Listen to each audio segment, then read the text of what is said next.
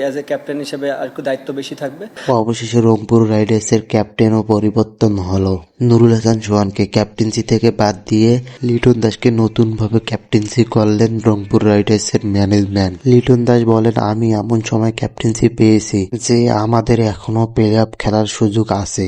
আমার দলের প্রতি আশা আছে যে সবাই ভালো খেলবে এবং দলকে ভালো কিছু এনে দিবে। লিটন দাস আরো বলে, আমি ব্যাট হাতে সেরাটা দেওয়ার চেষ্টা করব এবং রংপুর রাইডার্সকে শিরোপা হাতে এনে দিতে চাই। লিটন দাস বলেন, দলের যদি সবাই ভালো খেলেন তাহলে আমরা রংপুর রাইডার্সকে শিরোপা হাতে এনে দিতে পারি। কোচ মিকি আক্তারকে জানিয়েছে নুরুল হাসান সোহান যে আমি আর ক্যাপ্টেন্সি করতে চাই না, একটু ব্যাটিংয়ে ফোকাস দিতে চাই। এজন্যই রংপুর রাইডার্সের ম্যানেজমেন্ট নুরুল হাসানকে সরিয়ে নতুন করে ক্যাপ্টেন্সির দায়িত্ব পেলেন বাংলাদেশ টি-20 দলের অধিনায়ক লিটন কুমার দাস। এজন্যই রংপুর রাইডার্সের ম্যানেজমেন্ট নুরুল হাসানকে সরালো যে একটু ব্যাটিংয়ে ফোকাস দিতে পারে যেন নুরুল হাসান সোহান। এখন শুধু দেখার পালা লিটন দাসের হাত ধরে রংপুর রাইডার্সের কত দূর যেতে পারে।